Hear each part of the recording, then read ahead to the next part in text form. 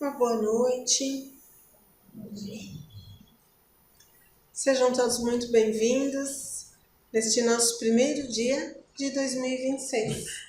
Que aqui possamos estar muitas e muitas vezes nessa casa que tão bem nos recebe, nesse ambiente acolhedor, para nos ajudar a melhor praticar o nosso dever de cristãos. Nós vamos então convidar a todos para fecharmos os olhos, iniciarmos o nosso momento doutrinário pela prece. Agradecemos a Deus por aqui estarmos, pela doutrina social do Cristo, que nos auxilia a vivermos em sociedade, que nos auxilia a entender de onde viemos, para onde vamos, por que aqui estamos. Que esta compreensão seja mais clara para cada um de nós a cada dia. Que os momentos compartilhados entre os irmãos desta casa nos auxiliem a entender melhor os caminhos da vida, os porquês, porque aqui estamos como na noite de hoje. E que assim seja. Uma boa palestra para você. Boa noite a todos. Boa noite. Sejam todos bem-vindos. É uma alegria tê-los conosco em mais um encontro, o primeiro do ano, como nos lembrou a Leonardo. E de início, nós desejamos a cada um de vocês um feliz e abençoado 2026, que seja um ano de muitas conquistas, de muito aprendizado, com certeza será também de lutas, mas que sejam lutas que nos engrandeçam moralmente e que nos aproximem cada vez mais de Deus e de Jesus. O tema proposto para a nossa conversa da noite de hoje, Instrumentos de Renovação, é baseado no livro Luz Imperecível. E esse texto traz reflexões acerca de tudo aquilo que Deus oferece a nós para que aproveitemos a oportunidade que a reencarnação nos traz e, através dela, possamos nós evoluirmos, aprendermos, aprimorarmos o nosso conhecimento, a nossa intelectualidade, a nossa moralidade principalmente.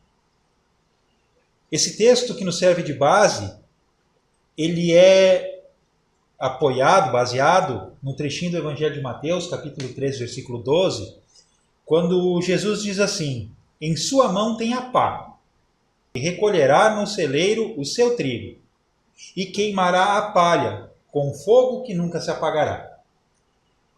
Esse texto, esse trechinho do Evangelho perdido, assim, sem que a gente tenha um contexto, parece um pouco confuso, mas trata-se de uma perfeita reflexão acerca da vida. Jesus nos convida a entendermos a vida tal qual um campo, tal qual uma lavoura, tal qual um local de trabalho. E Jesus usava esse sentido figurado da lavoura ao povo de sua época, porque era uma situação na qual eles estavam acostumados. Todos eles trabalhavam. E o campo, a lavoura, era algo comum a todos. Tinham todos eles na lavoura a sua oportunidade de trabalho. Ali, desde criança, aprendiam a lidar com a terra, com as sementes, com os frutos, e assim desenvolviam as suas habilidades de manter a subsistência física e também econômica.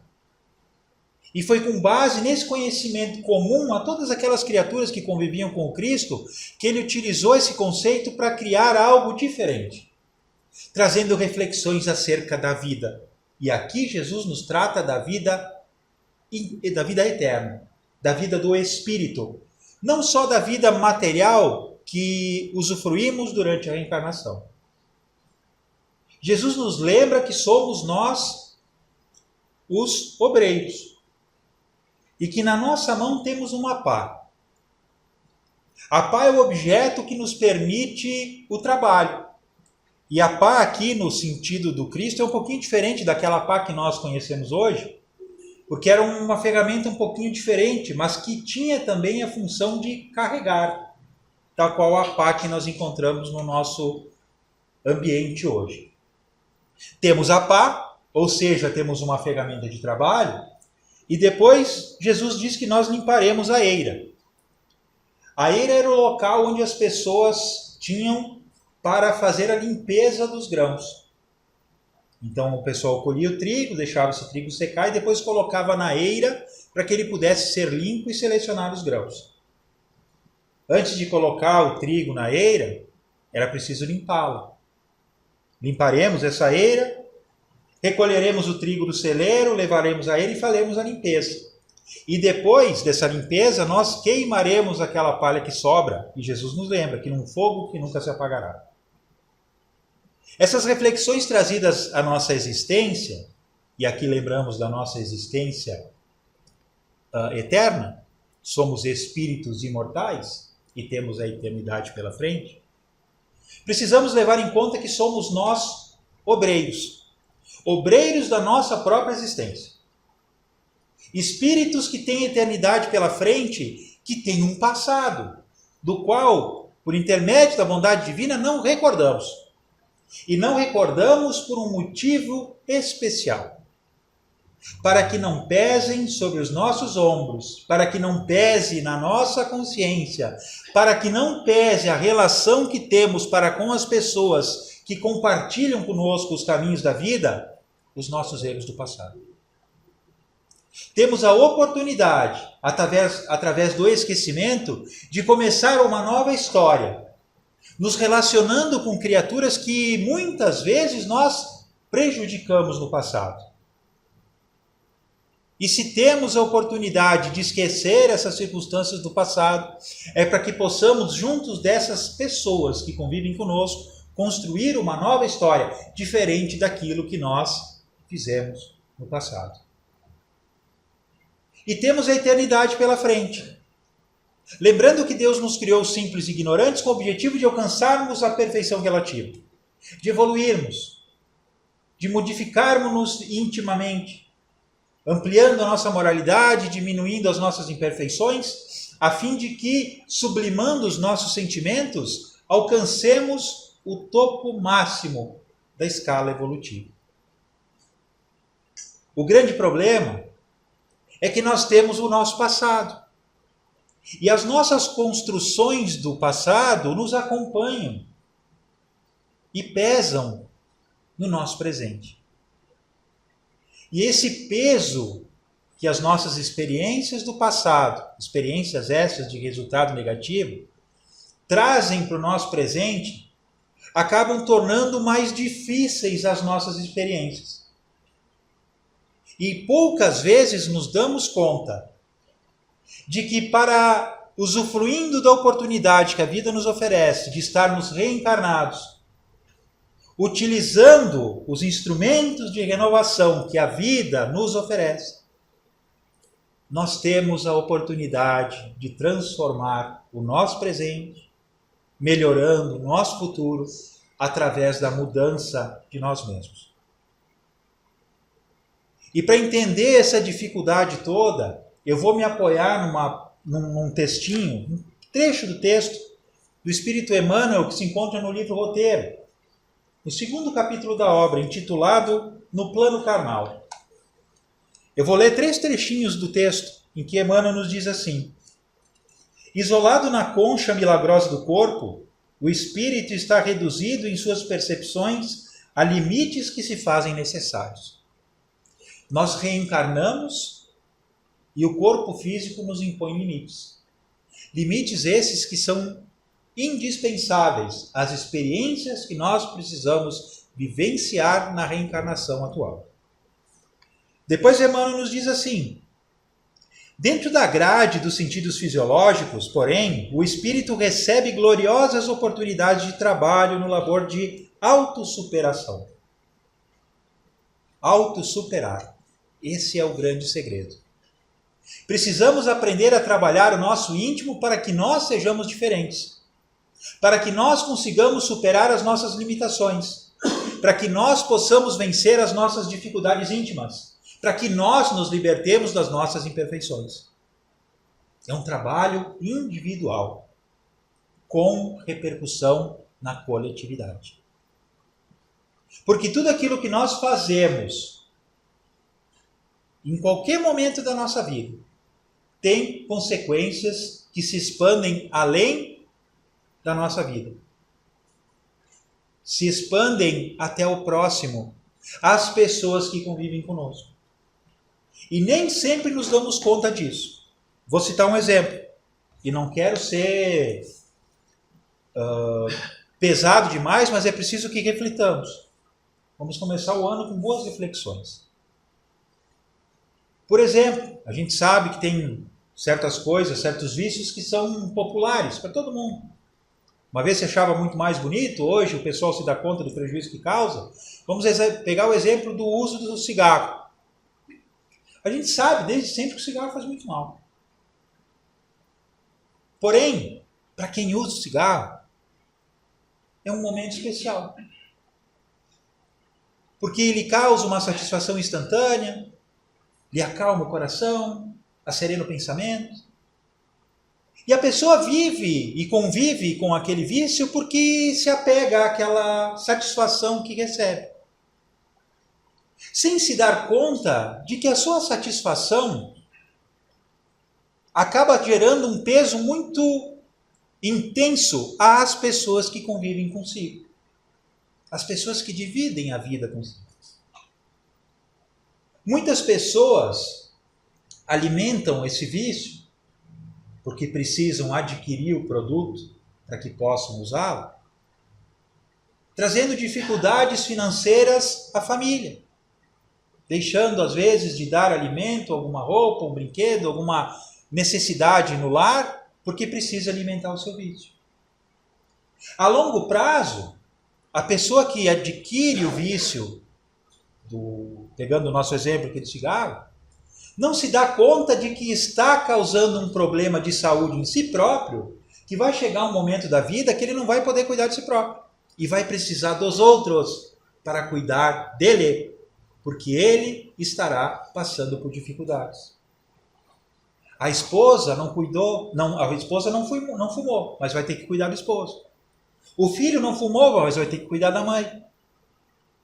Estamos nós alimentando os nossos vícios, criando um peso no futuro às pessoas que convivem conosco, porque nós abusamos de determinadas liberdades que a vida nos concede, que o nosso livre-arbítrio nos concede.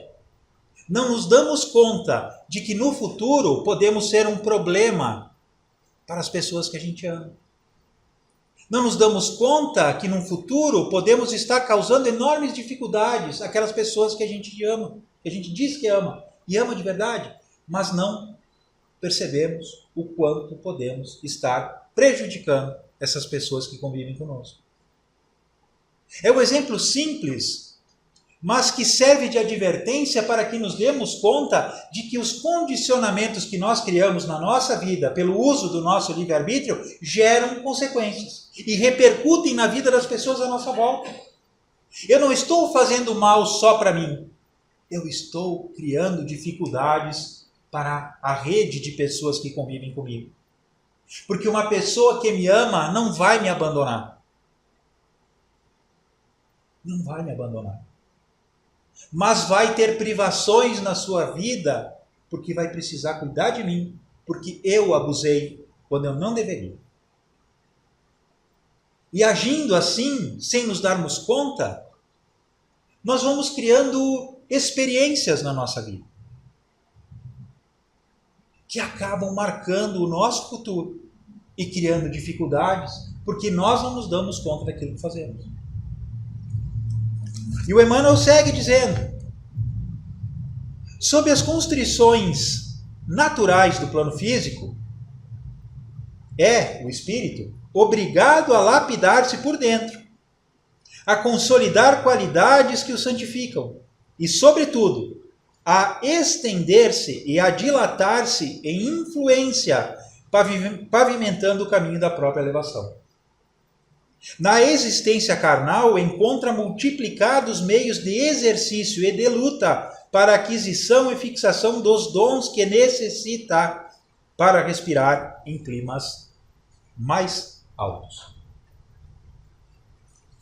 É uma responsabilidade de cada um de nós A vida nos concede tudo aquilo que a gente precisa, porém, desatentos que somos, não nos damos conta dos mecanismos da ação divina que acontecem nas nossas experiências reencarnatórias, para que encontremos nós os meios adequados às nossas necessidades. Cada um de nós tem as suas. Para que, trabalhando essas necessidades, tornemos-nos pessoas diferentes. Muitas vezes é o vizinho problema que está ali no nosso lado, nos provocando, nos tirando do sério, para que aprendamos a adquirir a paciência. Muitas vezes é o filho, a filha, o pai, a mãe, que nos provoca incessantemente, para que aprendamos a desenvolver a tolerância. Muitas vezes é o chefe intempestivo lá no nosso trabalho, que nos convoca a desenvolvermos a humildade. Muitas vezes é a pessoa desconhecida na rua que nos convoca a aprendermos a pôr em prática a caridade. A vida trabalha, amigos e amigas, para que nós sejamos levados aos caminhos que venham dar êxito à nossa reencarnação. Porém, como falamos antes, é um trabalho individual, que cada um de nós precisa estar atento para que possamos pô-lo em prática. Somos nós convidados a estarmos aqui no plano físico, experienciando situações, nada fáceis, nós sabemos, mas que são situações de valor inestimável para o nosso futuro. Porque é na hora da prova, é na hora da luta, é na hora da dificuldade que nós aprendemos as lições mais valiosas. Tudo aquilo que é muito fácil, tudo aquilo que é tranquilo, que é feliz demais, perde a importância aos nossos olhos. E quando tudo está fácil demais na nossa vida, nós não refletimos sobre o momento em que vivemos, apenas usufruímos do momento. Vivenciamos agora o período de festividade de final de ano. Nós nos preocupamos em organizar tudo, reunir os familiares, organizamos os momentos que iremos vivenciar, e quando chega o momento nós aproveitamos ao máximo, sem nos dar conta de que às vezes a nossa gritaria dentro de casa pode estar atrapalhando o vizinho, de que as brincadeiras que a gente faz podem incomodar o vizinho do outro lado, ou que algo que a gente faça possa não satisfazer a todos que estão ali, mas nós fizemos de coração. Nós organizamos com carinho, com afinco. Mas nem sempre estamos atentos a tudo aquilo que acontece e nem sempre nos damos conta da repercussão geral. E por isso precisamos estar atentos, entendendo que somos nós senhores das nossas escolhas. Nós temos o livre-arbítrio. Deus nos concedeu essa bênção de poder fazer escolhas. E isso é um reflexo da inteligência que nos caracteriza.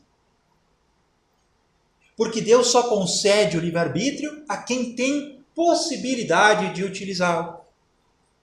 Mas não imaginemos que o nosso livre-arbítrio seja amplo, seja irrestrito. Porque Deus conhece cada um de nós. O nosso livre-arbítrio é limitado. Porque como nós, Deus é um Pai extremamente sábio. Nós não somos tanto. Mas nós, como pais, quando temos uma criança pequena sob os nossos cuidados, nós não vamos dar uma faca para a criança brincar. Porque a gente sabe que é muito fácil essa criança se machucar. A criança não tem habilidade, não sabe que o objeto é cortante, pode, ao brincar com ele, se ferir e a gente criar um grande problema. Então, um adulto não dá uma faca para uma criança brincar. Deus, da mesma forma, não nos concede um livre-arbítrio pleno, porque se nós tivéssemos liberdade plena, nós abusaríamos. E nós cometeríamos erros de prejuízo, que causariam prejuízos de longo prazo para todos nós. E por isso Deus limita a nossa liberdade de escolha, para que nós possamos, assim, não fugir em demasia dos nossos projetos reencarnatórios. Vou trazer uma breve história para a gente entender como é que funciona o livre-arbítrio. De maneira bem prática, assim, para a gente entender como é que funciona. Agora, no final do ano, o Joãozinho estava passando situações bem difíceis na escola.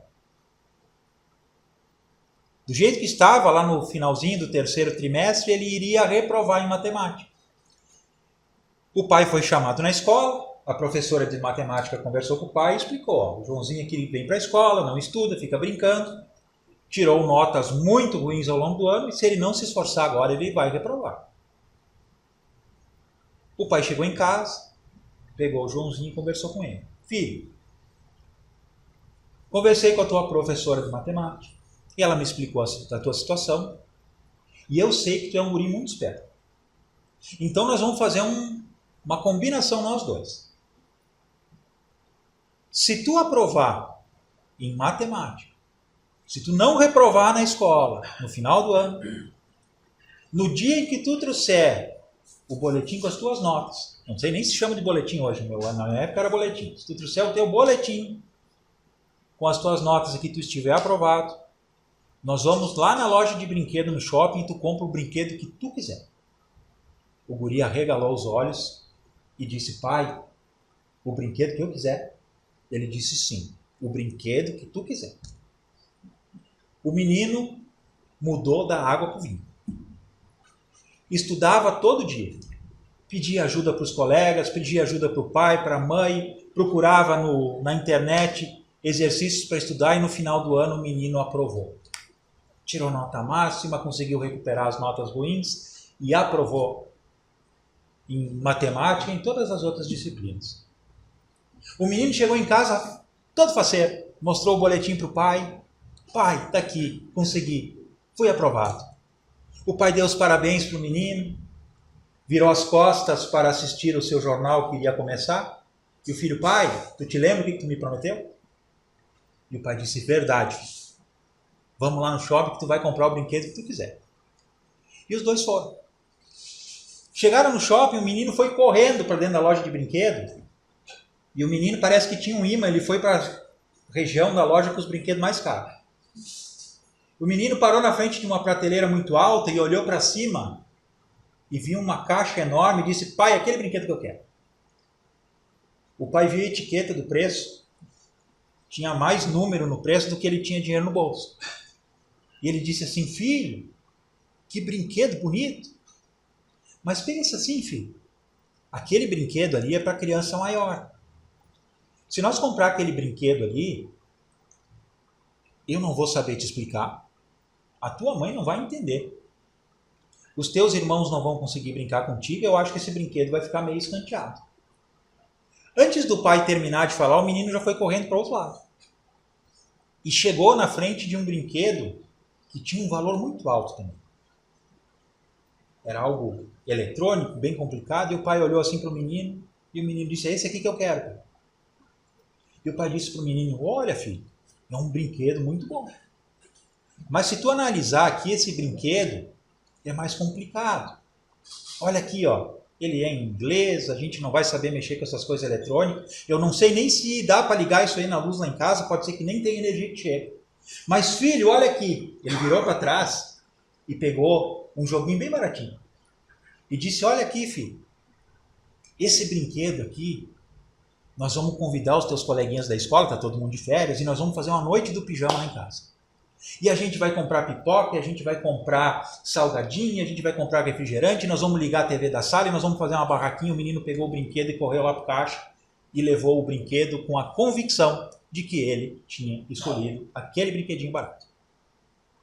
É assim que funciona o nosso livre-arbítrio. A gente muitas vezes imagina que faz escolhas na nossa vida, mas é Deus que as coloca de mão beijada na nossa frente para que a gente possa aproveitar a nossa reencarnação da melhor forma possível. Somos direcionados. Porque há muitos e muitos anos, amigos e amigas, nós vamos desperdiçando as ferramentas de auxílio que Deus nos oferece para que venhamos aprimorar a nossa moralidade, a nossa intelectualidade, para que venhamos evoluir moralmente. E, abusando do nosso livre-arbítrio, nós nos desviamos dos caminhos. E por isso Deus age, trazendo-nos através de seus obreiros, que somos nós mesmos, o auxílio para que possamos ser chamados de volta ao caminho que nós mesmos escolhemos antes de reencarnar para a nossa trajetória aqui no plano material. Temos o esquecimento do passado, esquecemos as propostas que fizemos antes de reencarnar, mas temos objetivos a serem alcançados. E é preciso que estejamos atentos a esses objetivos que ecoam no nosso coração e que nos convidam à prática de tudo aquilo que o Cristo nos ensina. Nós não estamos desamparados na nossa jornada. Nós não estamos desamparados nas nossas lutas. Deus nos concede todos os instrumentos que nós precisamos para que tenhamos êxito na nossa reencarnação. Mas é preciso lembrar de que os instrumentos precisam estar em nossas mãos. Nós precisamos utilizá-los. Sem esses instrumentos que Deus nos concede, nós não alcançaremos o êxito nos nossos bons propósitos. Lembrando que esses instrumentos são as pessoas que estão à nossa volta, são as nossas capacidades íntimas, é também o auxílio espiritual que está conosco. Por isso precisamos estar ligados à espiritualidade amiga, que nos inspira, que nos auxilia de maneira incessante. Estaremos ligados aos bons espíritos através de pensamentos positivos, através do hábito da oração, de leituras edificantes, da gratidão que precisamos ter para com Deus em relação a tudo aquilo que a vida nos oferece. Precisamos usufruir do auxílio que as pessoas que vivem e convivem conosco nos oferecem, entendendo que nem tudo aquilo que elas nos apresentam possa ser bem interpretado por nós. Muitas vezes a pessoa que nós imaginamos ser uma pessoa insossa, uma pessoa, vou usar um termo aqui mais pesadinho, chata, uma pessoa insuportável, é o amigo que eu preciso para a minha transformação moral. Porque essas pessoas que nos provocam, que nos tiram do sério, são colocadas em nossas vidas por Deus, para que através delas nós consigamos interpretar em nós algo que precisa ser mudado, que nós não nos damos conta por vontade própria. É preciso que tenha algo externo que nos ajude a ver os problemas que nós não enxergamos. Os problemas que nós não nos damos conta que existem.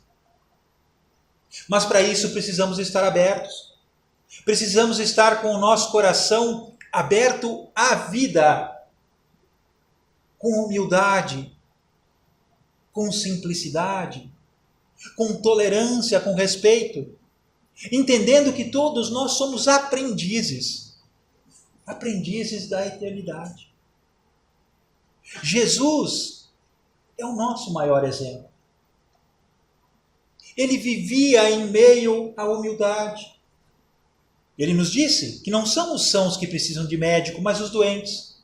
E ele vivia junto aos doentes da alma. Nós somos doentes da alma.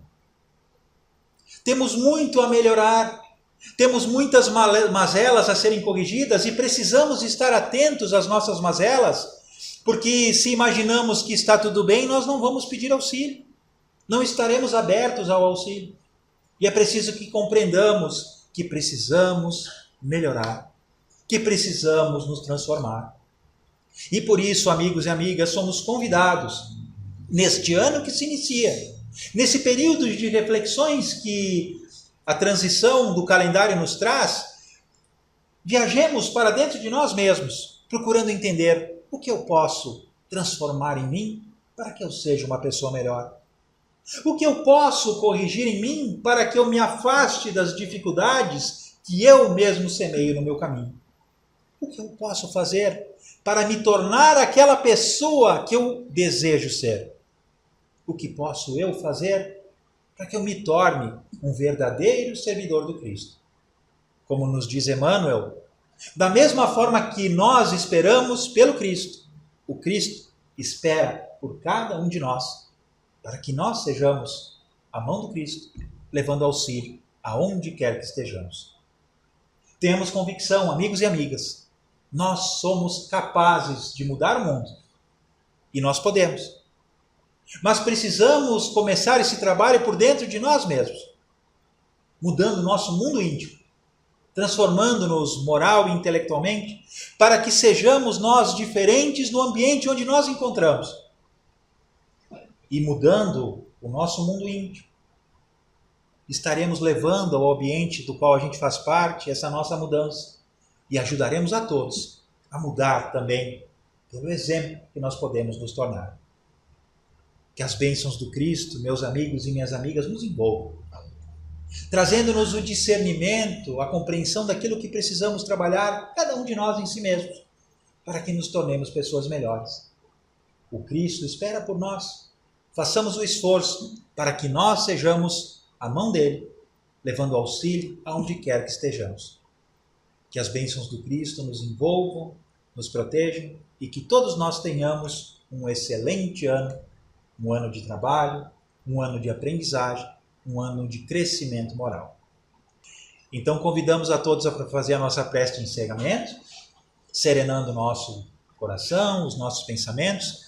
Eu convido a todos a lembrar de Jesus da maneira como a gente guarda ele no nosso coração. E com a imagem do Cristo no nosso pensamento, mentalmente conversemos com ele dizendo: obrigado, Jesus, nosso divino amigo, pela oportunidade que temos de estar aqui nesta casa, recebendo o teu auxílio, recebendo as tuas bênçãos. Obrigado, Jesus, por tudo aquilo que faz, por tudo aquilo que fizeste, por tudo aquilo que fará ainda por cada um de nós. Obrigado, Senhor, pelo teu evangelho, pelos teus exemplos, pelos teus conselhos. Obrigado, Senhor, por não desistir da gente. Te pedimos, Senhor, que nos envolva com as tuas bênçãos, com o teu carinho, com o teu amor, para que nos sintamos encorajados, motivados nas nossas lutas diárias, aprendendo a lutar contra nós mesmos, transformando-nos intimamente para que assim sejamos pessoas melhores. Ajuda-nos, Jesus, a nos tornarmos teus discípulos, teus trabalhadores na seara da vida. Ajuda-nos a levar a tua luz, a tua paz, as tuas bênçãos aonde quer que estejamos. Que através da tua proteção e do teu carinho, nos tornemos mais ativos no mundo que nos serve de morada. Rogamos, Senhor, que o teu auxílio possa ser estendido aos nossos lares, aos nossos ambientes de trabalho, para que a paz e a harmonia estejam lá presentes. Pedimos também, Senhor, por todas as pessoas que nós lembramos nesse instante, sejam elas encarnadas ou desencarnadas, que a tua paz, que o teu amor as envolvam e as protejam, onde quer que estejam. Pedimos também, Senhor, pelas águas que portamos, rogando à equipe espiritual amiga que possam impregná-las com suas energias benfazejas, trazendo também da natureza, da farmácia divina, as essências necessárias a que essa água se torne medicação, trazendo-nos o auxílio que tanto precisamos para a nossa saúde, para o nosso bem-estar físico e espiritual. E assim sendo, Jesus, mais uma vez nós agradecemos, rogando que as tuas bênçãos e que a tua paz estejam conosco, hoje e sempre. Muito obrigado, Senhor. Muito obrigado, senhoras e senhores. Que assim seja. Obrigado pela paciência, gente.